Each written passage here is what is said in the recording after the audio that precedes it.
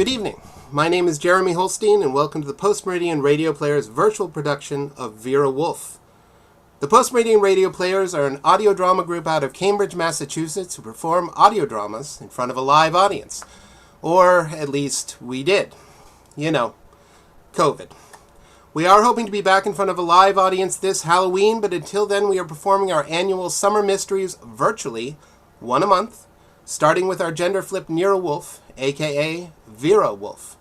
Some quick notes on the show. Some of the actors will be playing multiple roles, so if a character is wearing a different hat, it's a different person. Should there be any network issues with any of our performers, I will be the emergency actor to jump in and cover until the issue is resolved. Sorry in advance.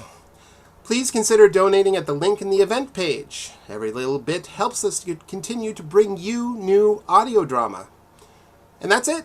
So, please, sit back in front of your screen and enjoy as Vera Wolfe and Audrey bring you the case of the slaughtered Mrs. Claus.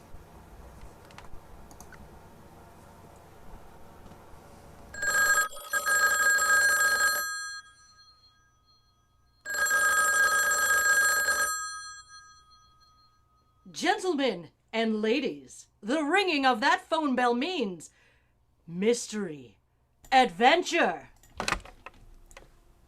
Vera Wolfe's office. Audrey Goodwin speaking. Yes. I know that in 2 days it's going to be Christmas, but who is this? You're kidding.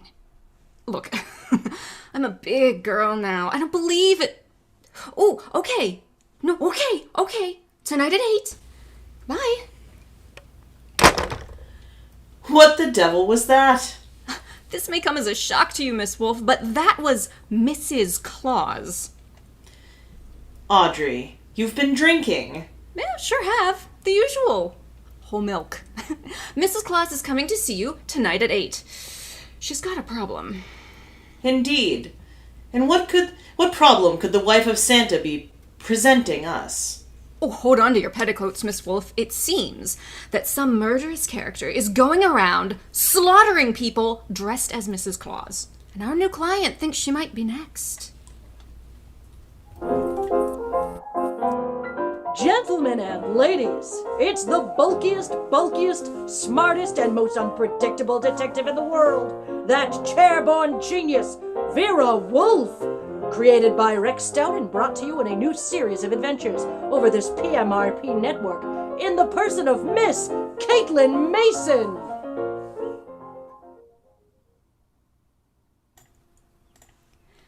The case of the slaughtered Mrs. Claus began earlier that evening on the corner of 34th Street and Carlisle.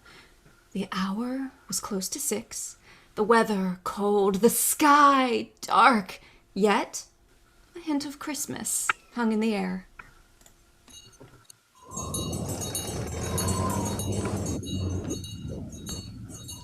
Ah, Tonya, how's my favorite Mrs. Claus doing tonight? I'm freezing to death, Officer Steve. Well, it sure is a cold one today. You packing up? Yeah, not many people around anymore. Not that they were given to the poor when he was around. Think I'll be heading for home. How's the collection? Well, I'm not going to need no armoured car, but there's enough here that a few kids are going to have something for their Christmas stockings. Well, looks like the Mrs. Claus opposite corner of your competition already left. Probably can't stand the cold. Well, don't just stand there, officer. Give me a hand to get the collection pot off the chains here. Oh, sure. Here you go.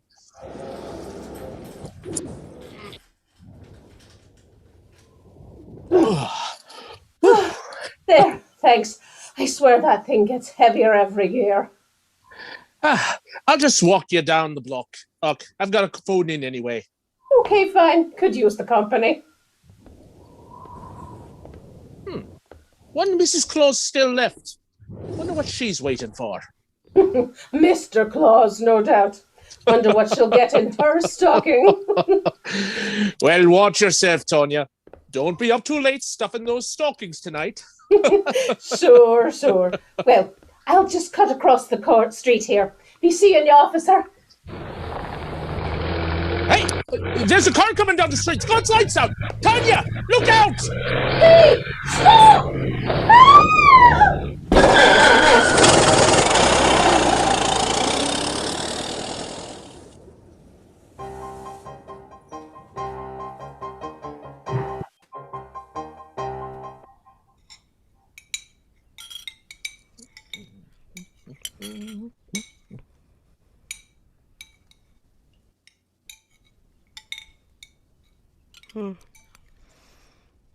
That's good soup.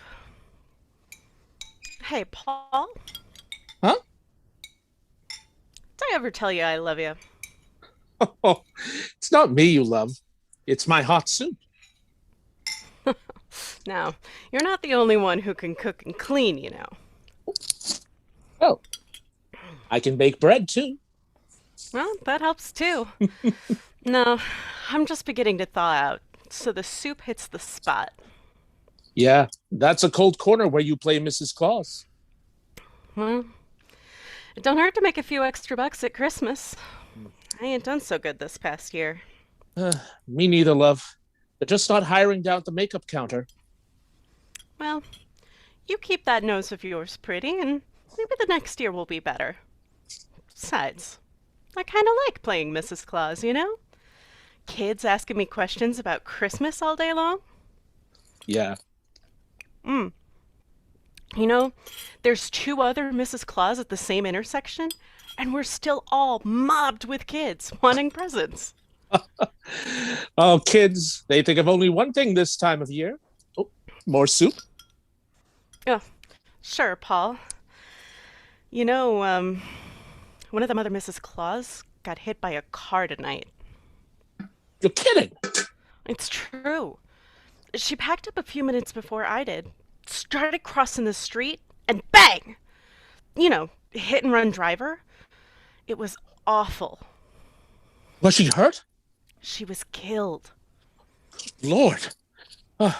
Let's keep you healthy. Here's your soup. Thanks, Doll. Oh, I'm just glad my big, strong woman's home safe. You eat up and you can stay that way. Where are you going? Oh, I've got to go powder up. You don't know how much effort it takes to make a face look this good, you know.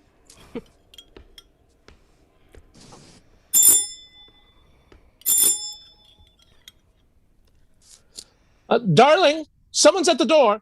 No worry your pretty head. I'll get it. Thank you. Yeah? What is this? Michelle? Michelle? Ah!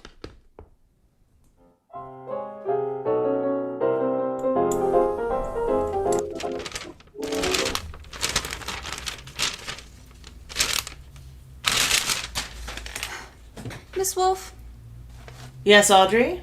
I've been thinking. Good heavens. No, Miss Wolfe, Christmas is only a couple of days away. If you're hinting about your present, I've told you No. I was just imagining you in a sleigh behind a team of reindeer. Your imagination is positively morbid. Oh, you'd make a wonderful Mrs. Claus. Phooey. No, you've got the perfect build for it. Of course, your attitude needs some work. Audrey, Yeah. can you picture me scrambling down a chimney? Well, they might have to build a bigger chimney, but you know, there's Bah! always...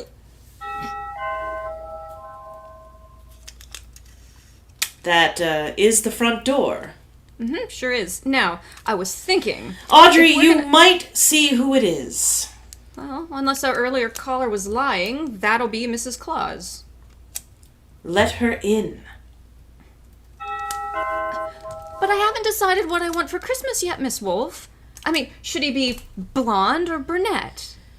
Tall or short? Audrey. Fine. I'm on my way. Good evening. You certainly took your time. I dislike dawdling on anyone's doorstep. Well, let's stop your dawdling then. Come in, please.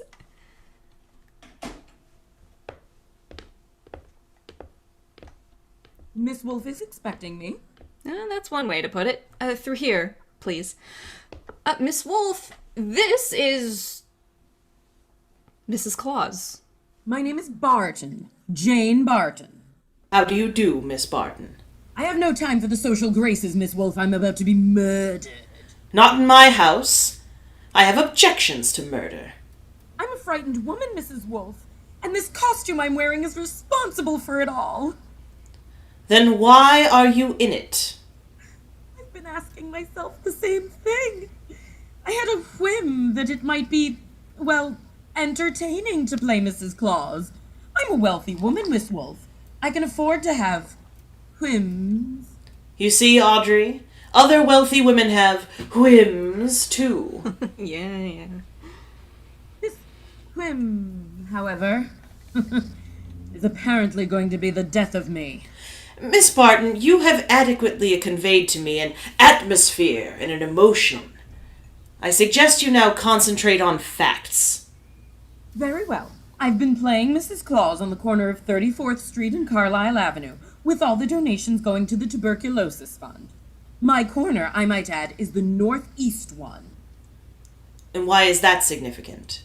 Because at that same intersection there have been two other Mrs. Claus, one on the southeast corner and one on the southwest corner. 3 Mrs. Claus on 3 corners?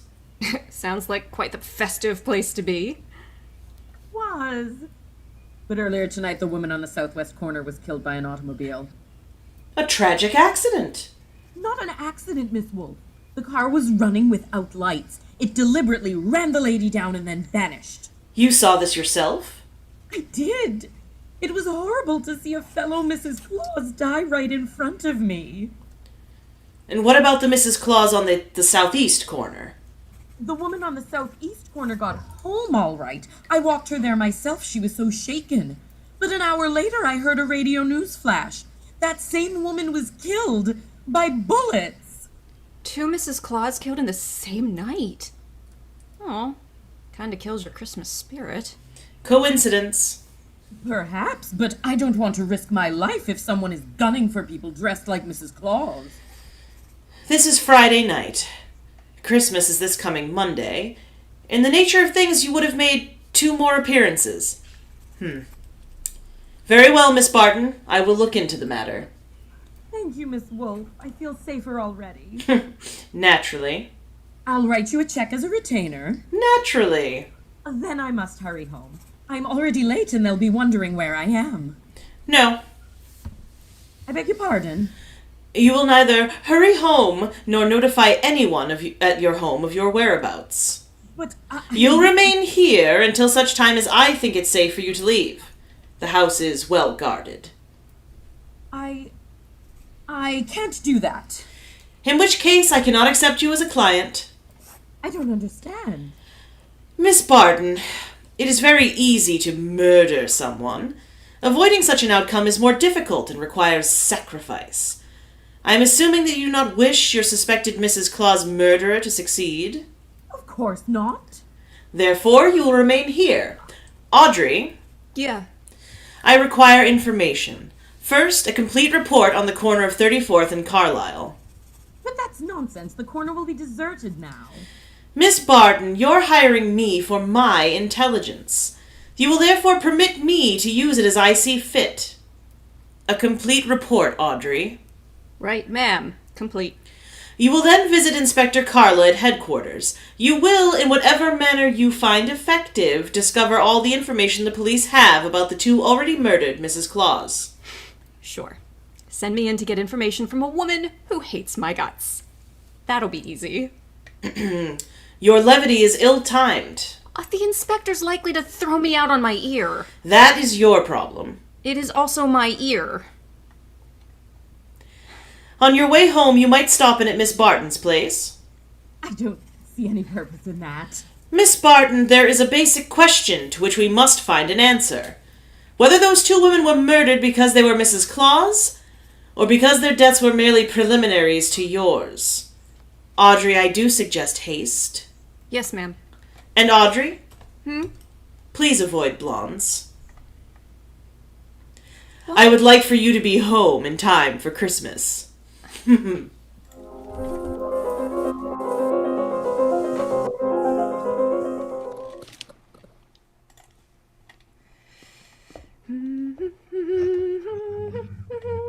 Oh, okay, here we go. 34th and Carlisle.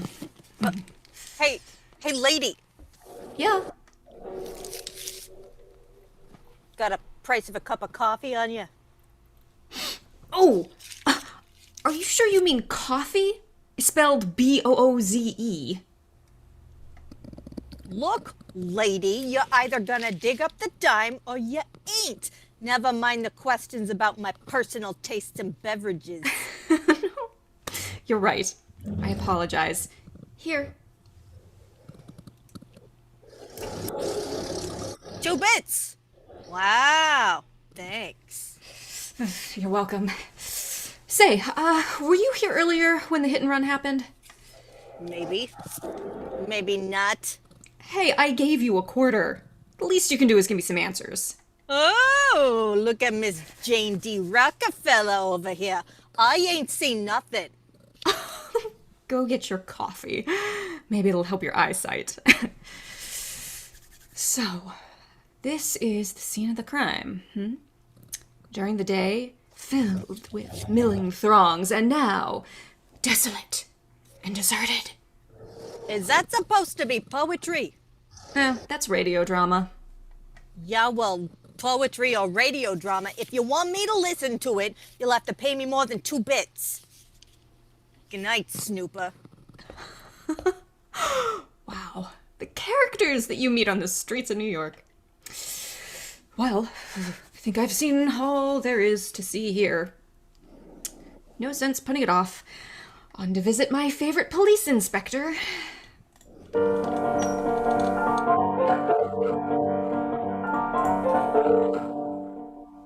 Uh-oh.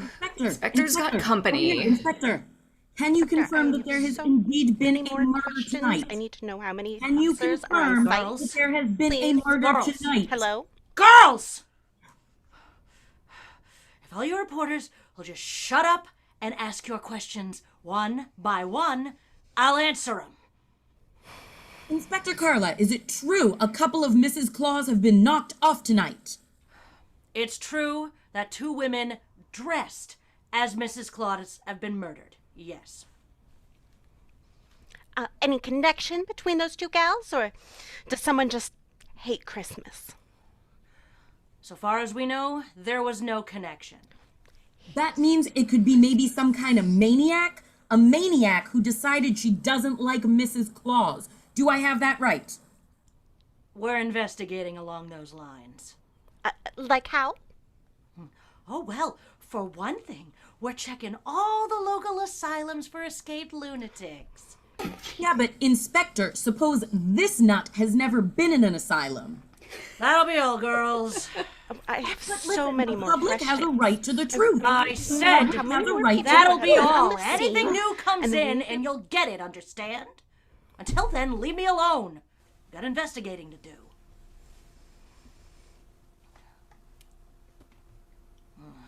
Great. Audrey Goodwin. Hello, Inspector. What happened? You decided to reform and get a job as a reporter? Nope, just a public-spirited citizen, that's all. Sure. And I'm the Easter Bunny. No, you don't have the ears for it. Yours are too big. Miss Wolfe and I are very sentimental about Christmas. We object to any Mrs. Claus being killed. Surely, Inspector, you're in favor of Christmas? I'm in favor of Christmas. I'm in favor of fatherhood. I'm in No, favor... no. Leave fatherhood out of this. Neither of us are fathers, and our chances of becoming fathers aren't too good either. So you gonna give me any intel on these Mrs. Claus murders? No. Are you? Thought so. Get out of here, Goodwin. I have work to do. Thank you, Inspector. See you around. Oh, and Goodwin, Yep. in case Wolfe decides to send me something for Christmas, do you know what I wish she'd send me? What? Your head. All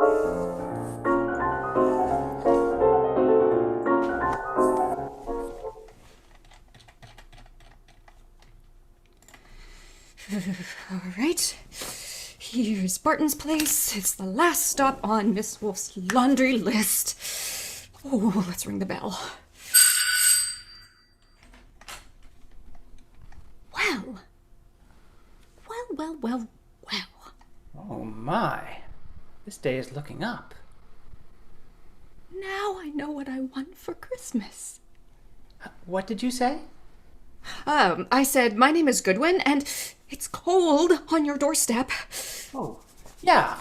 I'm sorry. Come in. Follow me. Gladly. Say, honey, you never mentioned your name. I'm Larry Barton. Larry Barton, the husband. No, I'm Jane Barton's nephew, and quite single. Oh, thank goodness. Oh, my. You've got a beautiful voice. Beautiful balls, too. Excuse me? Your Christmas decorations, the blue balls and tinsel all around, sure gets me in the mood. Nice house, too. Say, is all this marble and no housekeeper? I don't know where the housekeeper is right now. Pleasant should have answered the door. Well, I'm sure glad she didn't. Ah, Larry, there you are. Ah, hello. Wanda, this is Miss Goodwin. What does she want? Well, now that you mention it, she didn't say. Wanda what? Wanda Stevens. You a friend of Miss Barton's? Half-sister. But I seem to be doing all the answering here. How about you answer some questions, Miss Goodwin? Sure. Why not? What is it you want? For Christmas? Oh, no sense of humor, huh? Okay, fine. I'm here to see Miss Barton. What do you want with her? Conversation. About? Oh, I like to talk to rich women. Say, are you rich?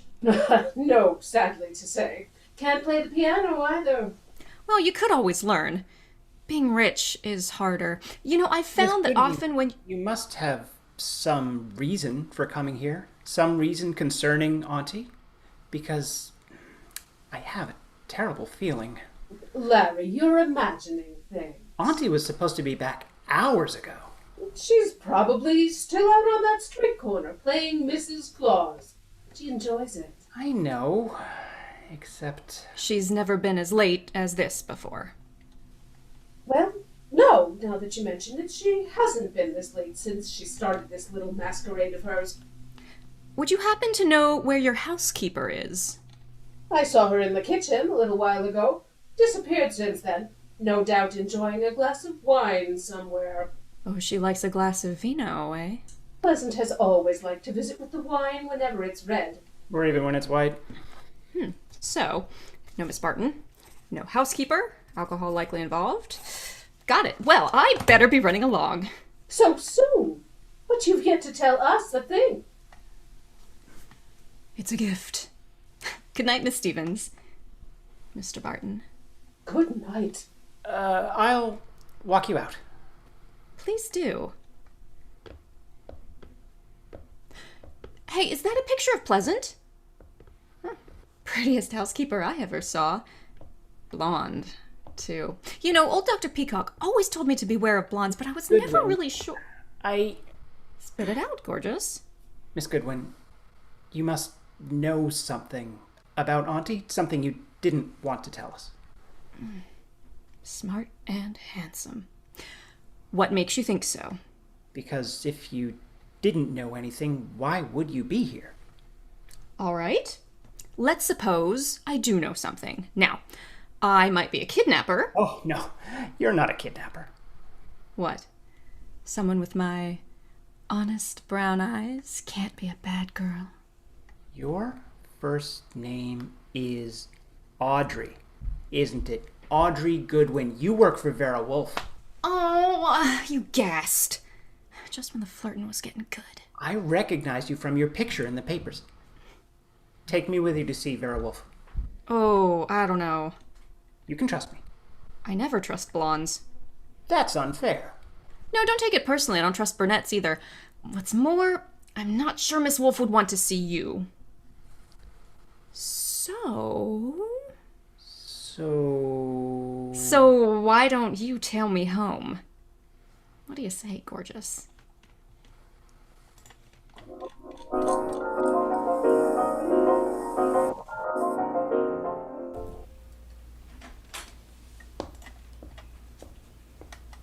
Is that you, Audrey? It's me, boss. I trust you were successful? Have I failed you yet? Yes. Other than that one time. You have failed me dozens of times. Who's counting? Say, where's Mrs. Claus? Guest room. She said she was tired. And just who, I've been trailed home. Indeed. By a blonde. Phooey. Right, okay, so I admit I didn't try to, shake him off my tail or anything, but, Where is he? Outside. Good. Your report. Oh, but Miss Wolfe, he could freeze to death out there. That's his problem. Your report, Audrey. What? It's short and simple. It would be simple. I choose not to resent that. A blonde man is dying, and it's up to me to save him. Okay, as for the report, a corner of 34th and Carlisle is a quiet spot at night. No one around but some smelly bum lady who asked me for a quarter for coffee, so she claimed. You will not put that quarter on the expense account. No, I can afford the 2 bits. So there were 4 corners. Corner number 1 had a beauty shop on it. Corner number 2, a drugstore with a beautiful redhead in the window making with some shaving cream. The ad said his name was Norbert, but it didn't give his phone number, although I'm thinking Audrey! Third corner was a shoe store, and the 4th had a bank. A bank. I know that. Means something to you? Perhaps. Inspector Carla's information consisted of... Oh, you're just being coy. Oh. Carla furnished the information that the police could find no connection between the 2 murdered Mrs. Clauses. Except for the fact that they were both playing Mrs. Clauses. Well, yeah, but isn't that a little on the obvious side? This is an obvious case, Audrey. Now, the Barton home? Marble and old lace. A housekeeper, name of Pleasant, was among those missing, along with the aunt. Among those present, Larry Barton, the old woman's nephew, and Wanda Stevens, her half-sister. Ah. Yeah. Only I reserved the for the gorgeous Larry. Stevens was not at all attractive. I take it that it was Larry Barton who followed you here? Yeah, it's Larry. I see. Audrey, go upstairs and... No, wait a minute. The hot guy, the weather, common humanity demands that you let Larry in... Phooey! You speak for yourself, not humanity. Hey, I'm human, last I checked. A debatable point. Very well. Let him in. Thanks.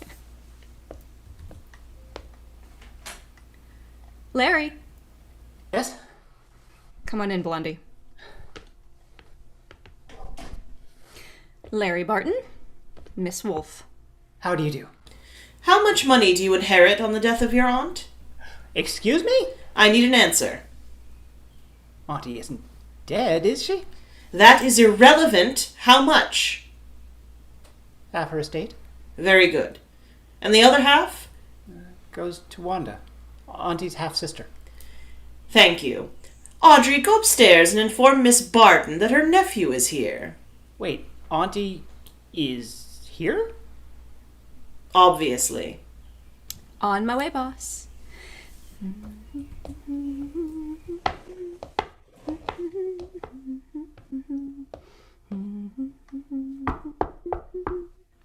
Yes? It's Audrey, Miss Barton. Come in. Miss Wolfe would like you to come downstairs. I suppose she has a reason.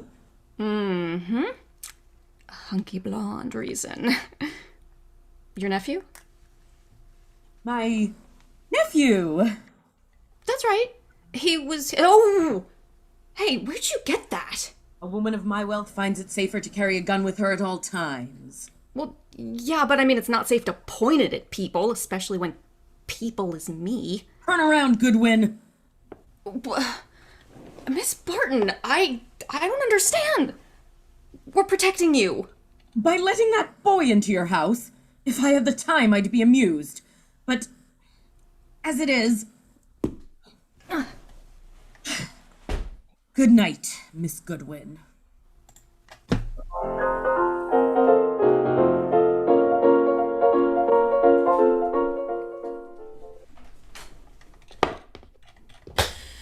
Audrey, you certainly took your time. Have you been drinking? Good heavens! Oh, Audrey! Is that blood? Oh, it sure is. Audrey, are you all right? Never better. Mrs. Claus came early and left me this lump on my noggin as a present. You'd better sit. Oh, no, rather not. I had enough trouble getting up off the floor a minute ago. I'm staying standing, if you don't mind. Oh, and here's an update on the case for all four of you. Miss Barton is now among the missing. Indeed. Hit me on the head with the butt of her gun and apparently used the back exit to skedaddle, taking the Mrs. Claus costume with her. That doesn't sound like Auntie. Oh, believe it, Larry, I've got the bump on my head to prove it. Did she offer a reason for her peculiar behavior? Larry Barton. Ah, yes. I don't understand. Auntie would never... Auntie apparently has, Mr. Barton. She also, it would appear, fancies herself in costume. Well, she used to act in the theater a long time ago, till her family objected.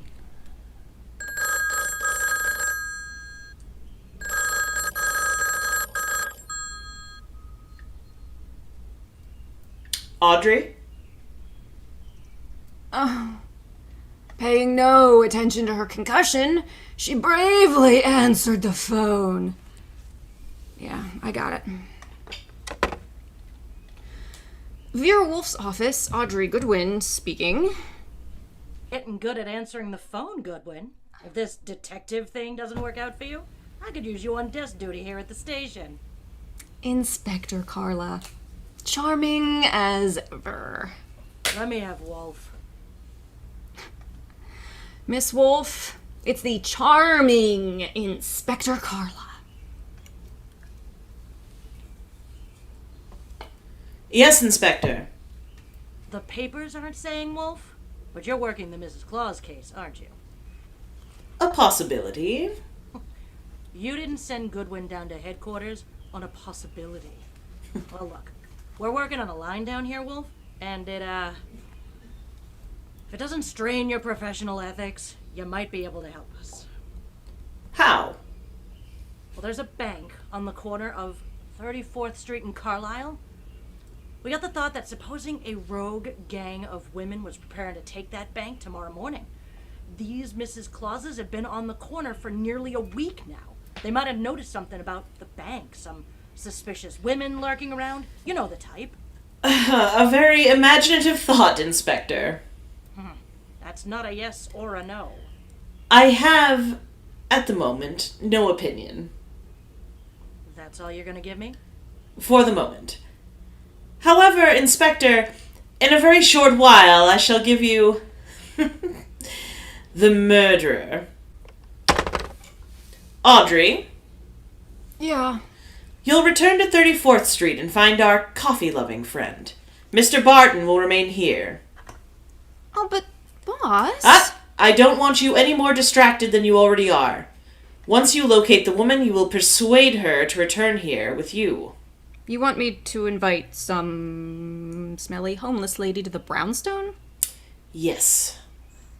And just how am I supposed to persuade her? By whatever means necessary. You know, Audrey, there's a distinct possibility that you may be able to put that quarter on your expense account after all.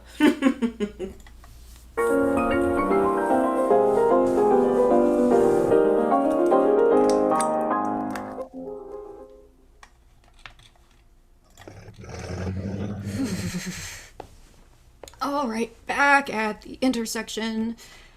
Now, if I were a smelly homeless bum, where would I...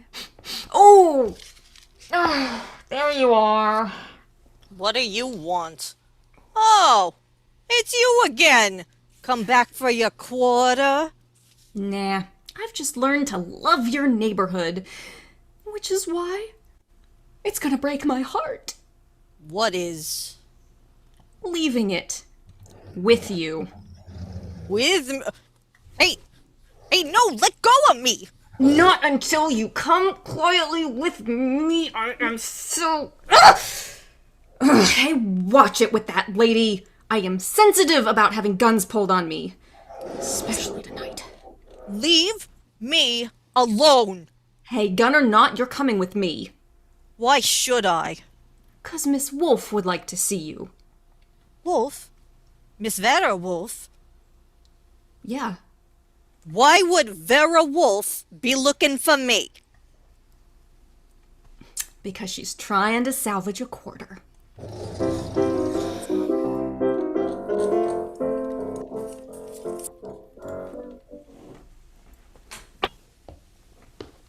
Ah, Audrey, you've returned. Complete with, she wouldn't give her name. She does have a gun, though. That seems to be a theme with you this evening, Audrey. How did you convince her to escort you? Told her you'd spot her another quarter. Very droll. Audrey, you know Mr. Barton, of course. Sure. Hi. And you remember Miss Stevens? She joined us mere moments before your arrival. Mr. Barton thought he'd be happier if she were here. That's not the only reason I came. My sister is still missing, Miss Wolfe. I'm concerned for her safety. Yes. You, madam, won't you sit down? Watching people stand makes me uncomfortable. I'll stand if I want. I don't have to sit just 'cause you tell me to. You do. Audrey is stronger than you are. Well, I'm not so sure about that, boss. She was putting up a pretty good fight before her gun came out. All right. I'll sit if it means we don't have to fight again. That's better. Oh, and your gun, please? Hand it to Audrey. I need it for protection. I assure you, you are quite safe here.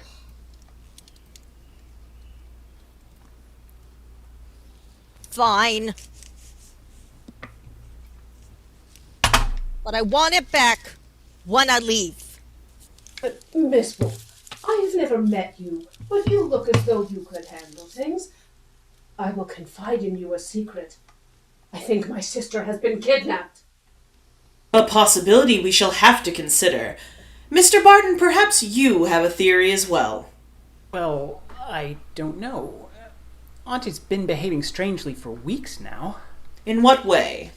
Well, Jane's always been a little peculiar, but I'm afraid I saw nothing especially strange, outside of this playing Mrs. Claus stunt, of course. I see. Mr. Barton, your auntie played Mrs. Claus all week on one of the corners of 34th Street in Carlisle. That's right. On two corners of the same intersection, two other women indulged in the same activity. Those two other women are now dead. Oh, no.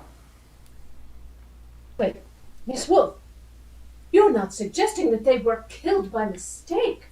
That someone really wanted to kill my sister? It is true that one woman costumed as Mrs. Claus looks very much like any other, but the answer is no. One of the two women was shot in her home after she'd removed her costume, so she couldn't have been mistaken for your sister. Then what's the connection? Mr. Barton, in the event that you wanted to hide a tree, where would you hide it? Hide a tree? Why, I wouldn't know. Behind a very large couch? If you were very clever, you would hide it in a forest. If you wanted to hide a murder, you would adopt the same principle. Wait, you mean that if someone wanted to kill Auntie and didn't want to be suspected, she'd go about murdering several people with an ostensible, if lunatic, reason. She would, let us say, go about killing Mrs. Claus. I get it. Then people would think that the woman she really wanted dead, for whatever reason, had been killed as part of some killing spree, and not for reasons that might point to her. Precisely. That was why 2 Mrs. Claus were murdered tonight. The 3rd Mrs. Claus, however, the real object of the murderer's attention, was luckier. Or perhaps just more suspicious. She fled. This is boring? Do I have to hang around here and listen to all this? You do, my unwashed friend. Miss Barton fled, and the murderer was in a quandary. She had, so to speak, invested in 2 murders to make the 3rd one confusing. But she found herself unable to commit that 3rd murder, as she couldn't find her victim. What was she to do? Could she ask the police to find the 3rd Mrs. Claus? Hardly. But she might just try to inveigle a private detective, such as myself, into undertaking the job. That sort of makes sense, Miss Wolfe, but why would my sister have assaulted Miss Goodwin here and fled from your house? I mean, she was protected here, safe here. Do I make myself clear? Quite clear, Miss Stevens. Now, Audrey, the gun you took away from the dirty gentlewoman, do you still have it? Yeah, of course, I still have it, right here. Then would you mind pointing it at Miss Stevens here until the police remove her?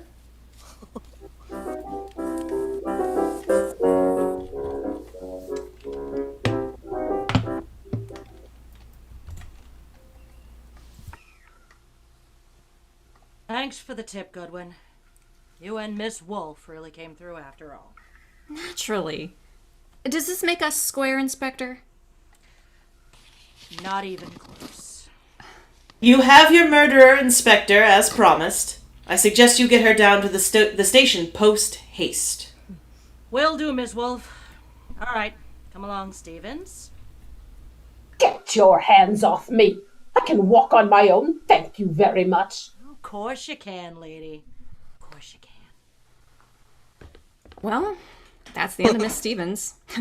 Inspector Carlo will take good care of her from now on. But, Miss Wolfe, Larry and me and the refugee from the washcloth over there would still like to know. Let's see. I made a list. We want to know how and why, what, wherefore, who all was involved, and for God's sake, how did you know? Where is Auntie? I knew 2 people had a motive for Jane Barton's death. Larry Barton and Wanda Stevens. One of them proceeded to kill 2 Mrs. Claus in the hope that the police would assume those killings to be the work of a lunatic. Well, the papers certainly hopped on that assumption. Of course. However, Jane Barton, aware that her life was in danger, escaped her murderer and hid. Right here in this house? No, Audrey. But Miss Wolfe, you saw Jane Barton here earlier this evening. I have the lump on my head to prove it. A woman in a Mrs. Claus costume came here and said she was Barton.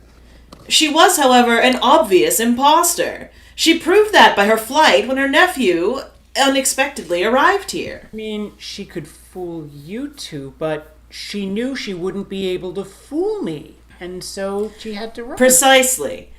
Therefore, she was not Jane Barton. Who, then, was she?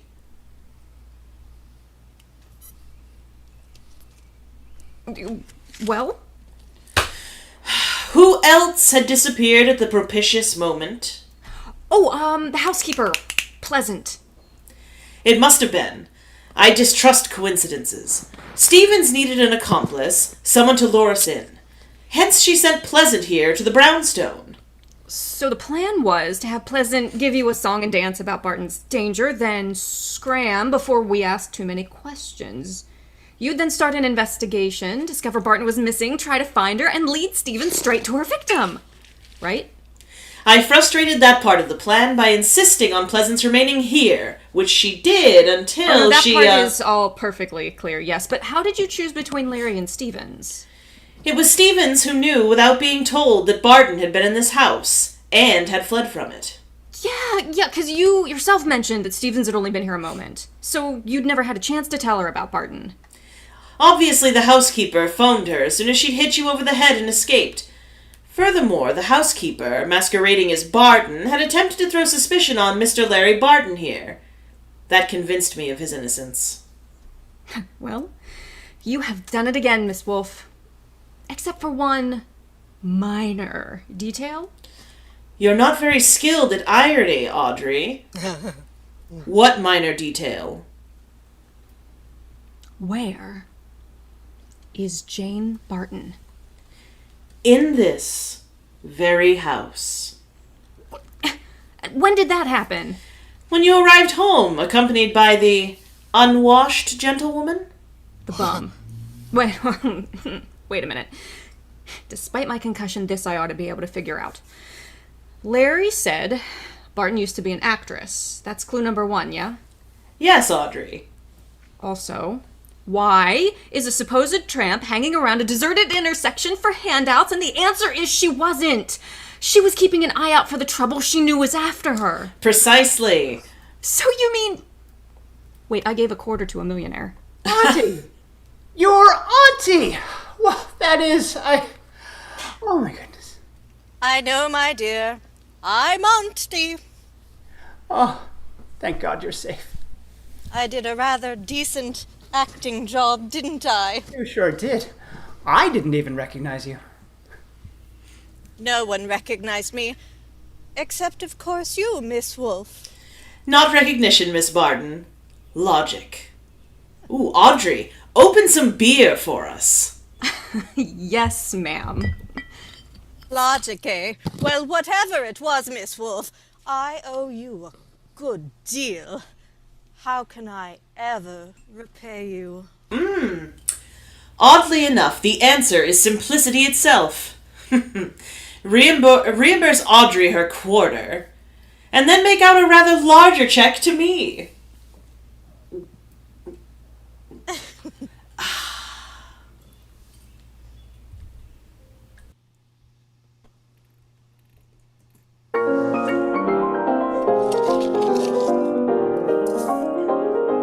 You have been listening to the New Adventures of Vera Wolfe, New Adventures of Vera Wolfe, starring Caitlin Mason as Vera Wolfe. Tonight's story was written by Alfred Bester and based on characters created by Rex Stout. Our adapter and director was Jeremy Holstein. In the cast were Carrie Kiba as Audrey Goodwin, along with Catherine Bromberg, Sarah Dion, Kitty Drexel, Kevin Cordis, Meg Wickham, Karen Sarrow, and Dave Barker. Our Foley was provided by Joe F. Dubach, and our sound designer was Paul Springer. Our stage manager was Meg Wickham. Next month, the Summer of Mystery continues with Sherlock Holmes in the Adventure of the Bruce Partington Plans. Join us July 30th and 31st. This is Karen Sarrow speaking, and this has been a Post-Meridian Radio Players program. Thank you for joining us, and good night.